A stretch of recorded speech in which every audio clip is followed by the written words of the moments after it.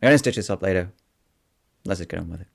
I was telling you about what was happening in Melbourne. I just finished giving you an explanation of how April and her crew had burnt effigies. I told you about how at a Provax rally in Sydney, it matched a similar experience to which I had at a transgender rally. And Rukshan's experience at Provax rallies was not that different from mine. He gets confronted. This is just the journey of what often happens at these kind of rallies, and I wanted to show you footage of inside the rally, what that was like. All right, part two. Let's try this again. Hopefully, you can actually hear what I'm saying now.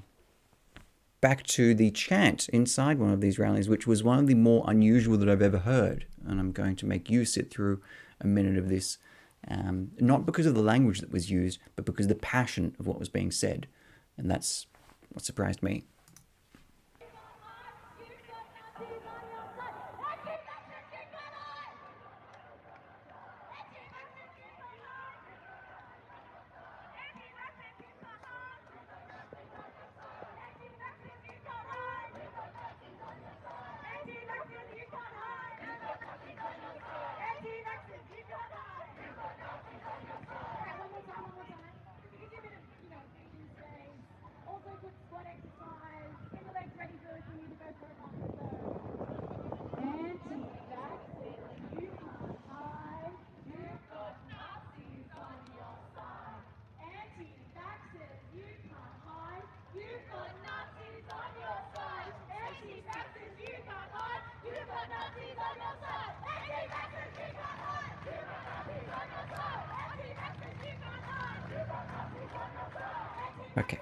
Okay. The At protests, your job is to try and communicate what you have to say in the simplest possible words, the simplest possible explanations, the simplest possible phrases, because people don't have time to hear what you're trying to say. They've got to try and assemble it. The long explanations about the trees of liberty or the in details of how those trees might be killed by climate change and carbon capture and short, sharp, to the point. You're looking for the middle ground, broaden the church. Well, there's a phrase. What I hadn't seen before is the one phrase expressed so vehemently and in a such a fervor. And having seen a few protests, it was religious in nature, and I go to religious protests, and this was one of them. This was it. And that's something that genuinely surprised me. And that changes what I was trying to thread through to another one, to another. Let me just check that I can actually. Yep. And that changes what I was trying. Yep. Sounds just fine. Um, that change in its approach, there's been, with most protests, there's elements of that religious fervor and passion, but this was the closest that I've ever seen. The edging on hysteria. This is a change I'm trying to communicate. I'm trying to assemble that is, like all movements, morph and change into new and different ways. And one of these is, I think we're seeing, as it's adopted the pro-vax stature, the social left Antifa movement, anti-fascist movement, is starting to become just not those guys. The blue team, red team, the mods versus rockers, sharks versus jets, Crips versus Bloods. It's less that Antifa has pointed to this vaccination cause as something that they truly, as part of the ideology, is pursued, but it's more, it's part of the other guy's ideology that we disagree with, so we're against them. And that's where ideologies have to be careful in this journey, that they don't start to fall apart under the weight of their own hypocrisy. This is a risk not just for left, right, capitalist, communist. This happens. Your opposition to another movement has to be congruent. And that's why, as we move forward, we're going to see that this movement is changing. And that's why we saw some of the turnout that we did. It wasn't as large. Honestly, the turnout at the Provax rally was far smaller than I expected. I really was expecting on the order of hundreds. And what we saw in Sydney were 30 or 40, despite news reports of 120. This is as I think some of the, plausibly with some of the Antifa movement, will see hopefully new blood if it wants to continue. But if it's not able to resolve this fundamental pro government, pro corporate, pro mandate ideology into it, it's just not going to survive.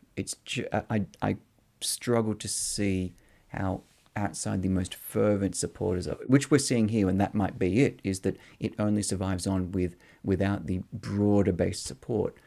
It's either going to only continue on those most fervent supporters, or it's going to become essentially a corporate lapdog, where we're against the man Jefferson Starship, who built this city, anti-corporate, corporate street thug kind of movement.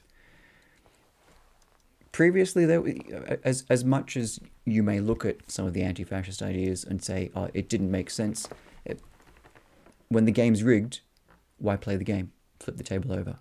That made sense. We're just against everything. We're not Democratic, Republican, whatever. We're just against anything we can that results in a complete destruction of the existing system. Okay, that makes sense. Yeah. But BLM's going to help us do that? Yeah, we're for BLM. I don't see how being pro-vax is going to help them in that goal. Part of that change I wanted to segue, and I've honestly completely forgotten where that segue actually went, but I want to come back to where I'm asking Mario Malik, can you be, and Rebel News has been here, can you be both a protester and an activist? I will stand up for them. I will speak to them. I will pray for them. But the moment that hat comes off, my journalism hat goes back on. Pardon me, it's a little bit further back in this timestamp. You don't need your permission. Okay, here we go. Where do you draw the line between activism and journalism? Because you can't be both. Yes. So, you can't do both. I agree. And that's why I'm a journalist today. I've been covering all of today's rally. I gave a speech earlier. It was a prayer. My wife was in the audience today.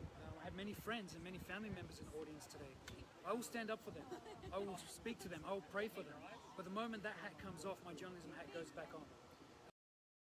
What I'm trying to get to the bottom of with this, and I've forgotten this, but just stick with me with a completely new topic. Where does the line between being a news and information source and being an activist for a new cause, where is that line? Because the past 6 months, 12 months, probably since 2016, we're no longer seeing our news sources, and why I do this, being an objective source of it. And I asked Mario on this because he has to straddle this line himself. He has to work out, is he news or is he an activist? Because he addressed it from the stage that day. And his point was that he can be both. And there has been fair criticism of him, and I'm including that criticism. Can you address protests and be a journalist? I'm not the first to make this claim. But this criticism doesn't seem to get lobbied at Lisa Wilkinson too much, who should be a mainstream journalist on this angle, who should be a mainstream journalist on this, who hasn't had this criticism. Yet she'll address protests and stand on the steps and look at this crowd of people and give them what she's trying to say. But then at the end of it, go downstairs and try and be a journalist at the end of it. And give her report of what the protest is meant to be. Something that rhymes with what Rebels News' coverage is. But they're criticised as being a hack organisation that doesn't seem to have any respect for what they're trying to achieve. It's not the first time that she's trying to do this. Going back 6 years with Alison Baden-Clay, this cause could be the most just, most fair, greatest cause that they could possibly be. But she was still addressing a protest, trying to drive political change. This line has been blurred for a long time. And to only throw this criticism at Mario Malik, at Rebel News, we're harkening back to perhaps a past that didn't exist. When journalists didn't address protests, we're harkening back to a moment in existence. We're harkening back to something that may never have been. A sort of temporal hypocrisy where the project is quoted as calling the BLM protest, during the BLM protest, they deserve to be looted for flaunting nice things to poor people. I'm not sure, looking back through time, there was a moment where this perfect journalistic standard existed. I'm not sure that we did have a Brian Henderson who never tried to drive political change. Whatever it is, and even if we did, we don't live there anymore. We don't have the division between protest and journalist, activist and news reporter. We can try and get back there and seek this kind of this out. But when Lisa Wilkinson, in her speech to Alison Baden-Clay, would also, in her speech for the Alison Baden-Clay speech, also then criticize the Terry O'Gorman, who spoke that you don't have a murder case or any other case decided by who can yell out the loudest in the media. This was a great quote. Because even 6 years ago, he was concerned that we were deciding legal cases like Carl Rittenhouse by media, like Lisa Wilkinson was at the time. And she lynched Terry O'Gorman over this. This same Terry O'Gorman, who was concerned about this, should have been, as a specialist in the area of Aboriginal aim, growing up in the Bjelke-Petersen years and spending it at Aboriginal Legal Aid as such a volunteer for the brutal treatment of Indigenous Australians at the hands of police, this should have been in complete alignment. But all it took was to be cancelled a long time ago now, was to simply say that justice should be done in courtrooms and not in newsrooms. These divisions, I've seen them myself as a journalist who is not part of the International Federation of Journalists, calls me a fake news journalist.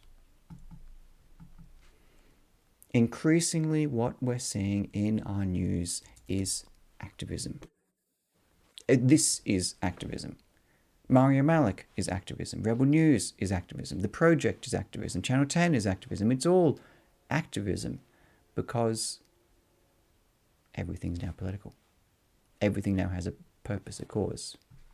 And looping back to the beginning of where we begun, even these protests and how we frame them, whether it's left, right, up, down, the people who spoke at them and how you found out about them, because not everyone was there, even that is going to be shifted to your personal political view as well. I hope that was a 1.5 hour, and I'll clip the two parts together, sorry about the mute a bit, explanation of how many people came. Because that's what, more than anything else, people called me to ask, is how many people came. And that number, that simple fundamental mathematical truth, will be decided by how you feel. How you feel about the person quoting it, how you feel about the event, how you feel about all of it. You'll shift it and phrase it, and it's just where we are today. Maybe, just maybe, we can expect something more from the people around us, a little more objectivity. Not all at once, but step by step. Now this time, I'm going to check some comments, and hopefully the comments won't say that I've been on mute for the past 15 minutes. Thank you for watching, and thank you for the people saying that it wasn't. So Rukshan and Avi, who claimed that Independent tried to cover both protests, but Avi was allegedly assaulted by thugs, but again, the MSN media tried to cover the protests. Yeah, they're pretty much the only ones who get to go to both. Most of these socially progressive protests already have great media coverage. SBS, ABC, NITV, large billion-dollar organizations whose job is just to cover these events. With these, they don't need no budget, no name, Rebel Newsers or Rukshans or myself covering them, because they've got all the amplification they need. There are so few of Rukshan's viewers that are likely to be interested in a socially progressive pro-vax rally. They don't need... Look, does anyone here feel that they're being hard done by media coverage? 10, 20%? And there are also the same kind of 10 or 20% who would also say that the ABC is too left-wing, or The Guardian panders to corporate interests. it's that there tends to get to a bit of a horseshoe. So who is? Well, they're well catered to already, and they don't need it. Chris, what's my political lens point? There is no good and evil, only different shades of grey. Lisa can't get over the fact that a male Channel 9. Yeah, oh, well, that's certainly one of it. Haven't thought of it.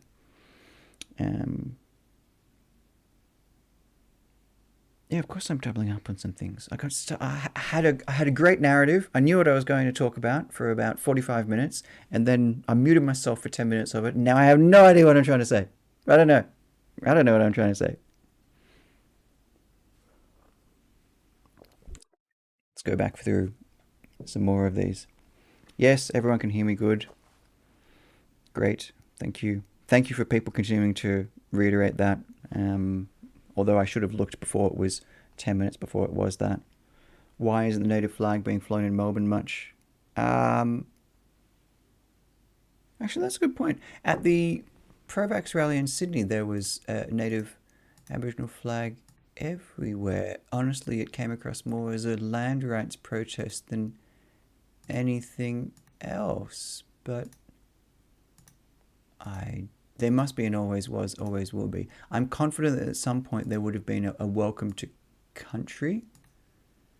But you're right, I can't see an Aboriginal.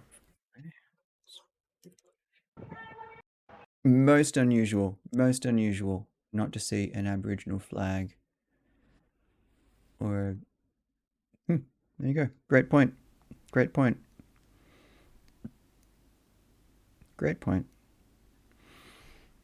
Cripes. Okay, almost midnight.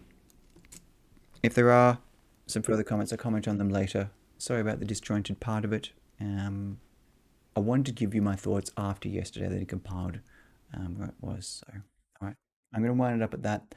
Thanks you for watching. Don't forget, I've got to remind this, don't forget to like and subscribe. And I'll see you next protest.